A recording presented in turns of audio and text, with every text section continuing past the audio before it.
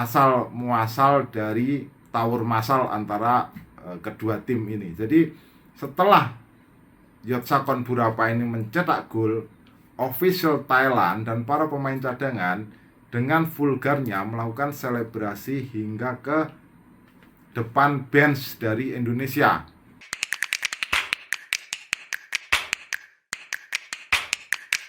Salam pemirsa, ketemu lagi di Titis Corner. Dan tadi malam kita menyaksikan sebuah perjuangan luar biasa bagi Indonesia dengan meraih emas sepak bola SEA Games. Yang pertama setelah menunggu 32 tahun, terakhir 91 di Manila di bawah asuhan pelatih Polosin dan Urin. Dan sudah cukup lama akhirnya kita bisa melewati kejayaan atau nama besar Thailand sebagai Raja Asia Tenggara. Kita tahu Thailand ini 9 emas di SEA Games untuk sepak bola.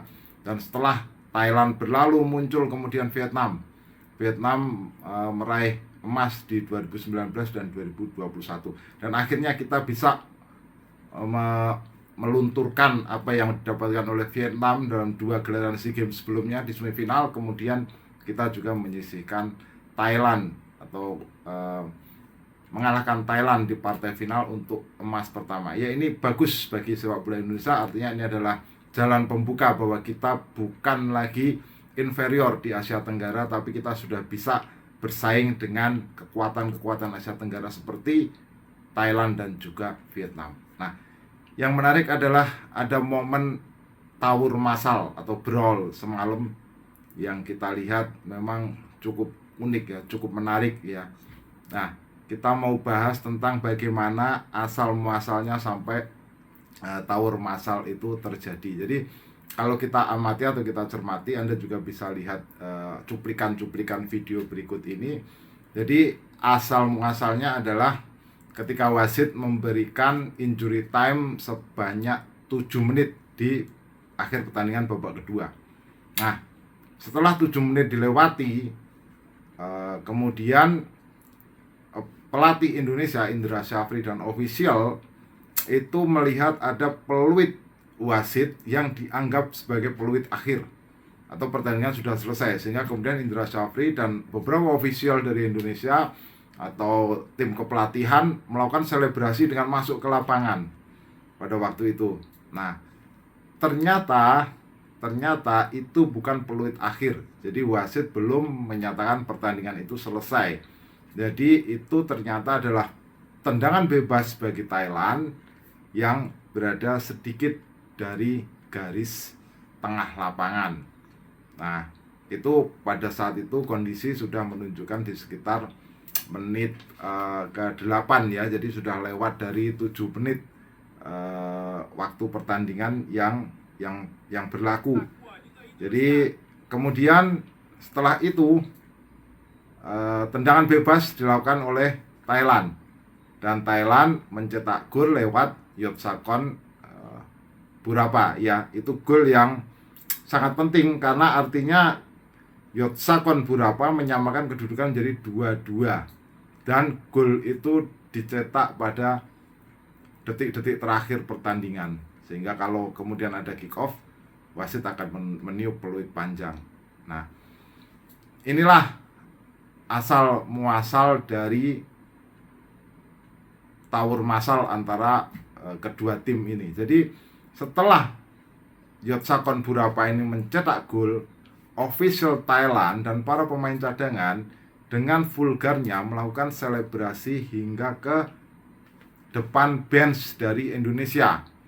Nah, inilah yang memantik kemarahan dari bench Indonesia. Jadi bahkan sempat terekam ya, ada perselisihan atau ada adu pukul antara pemain Indonesia, Titan Agung Bagus ya.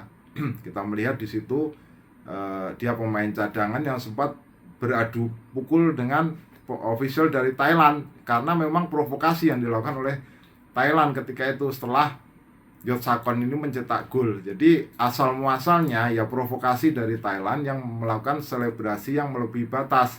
Jadi tidak di kotak benchnya, tetapi sampai menyeberang jauh ke depan bench dari Indonesia. Nah, ini tentu perlu disesalkan bagaimana tim sematang Thailand ya, mestinya tidak melakukan provokasi yang sedemikian vulgar sehingga memancing emosi dari para pemain dan official Indonesia. Itu asal muasalnya. Tapi kemudian setelah momen itu berhasil dilerai oleh aparat keamanan Kamboja, jadi sudah tenang situasinya, sudah terpisah. Nah, kemudian masuk ke perpanjangan waktu. Di perpanjangan waktu ini Irfan Jauhari mencetak gol bagi Indonesia. Nah, gol yang memanfaatkan kesalahan pemain belakang dari Thailand. Nah, setelah gol dari Irfan Jauhari inilah official Indonesia dan fans Indonesia melakukan selebrasi yang dianggap berlebihan oleh official atau fans dari Thailand, sehingga adu pukul bermula dari situasi setelah gol Irfan Jauhari ini. Kalau kita lihat rekaman di televisi, Irfan hanya duduk memantau dari jauh ya.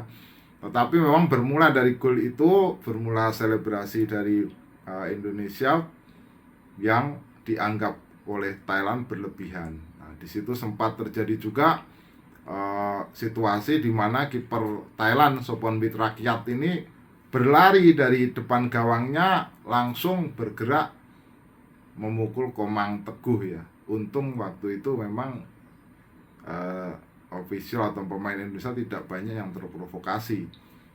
Nah, bahkan kalau kita melihat di rekaman manajer timnas Indonesia ya U22 Sumarji terlihat terjatuh padahal niatnya adalah melerai brawl tersebut.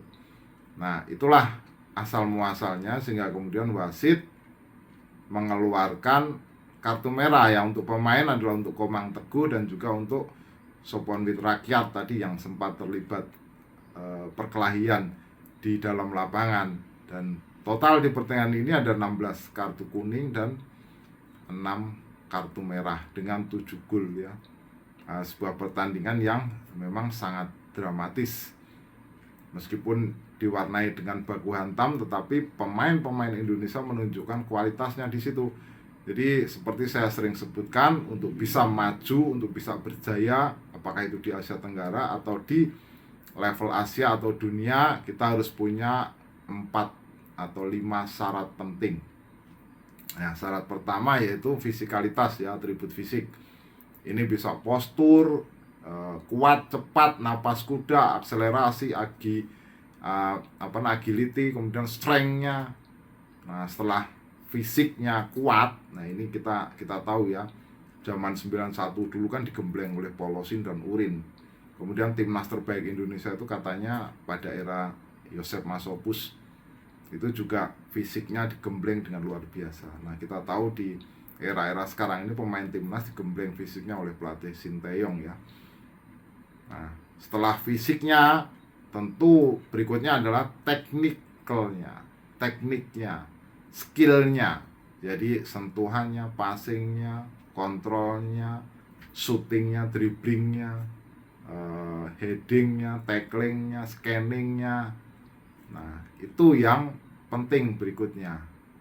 Nah, setelah tahapan itu, fisik dan teknik itu didapat, baru kemudian adalah pemahaman pemahaman taktik ya, bagaimana bertemu dengan tim yang seperti Thailand, bagaimana bertemu dengan tim seperti Vietnam, taktiknya seperti apa. Nah, setelah itu adalah atribut psikologis ya, kekuatan mental, determinasi, gritnya itu penting ya. Dan jangan lupa yang terakhir adalah attitude ya, decision making, konsentrasi, intuisinya bagaimana, latihan membuat semuanya menjadi sempurna.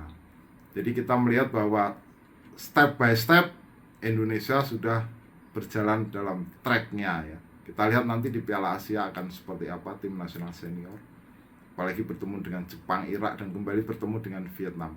Akan sangat menarik tentunya. Sekian, silakan jika Anda punya komentar, tulis di kolom komentar. Kita ketemu dalam pembahasan berikutnya. Salam.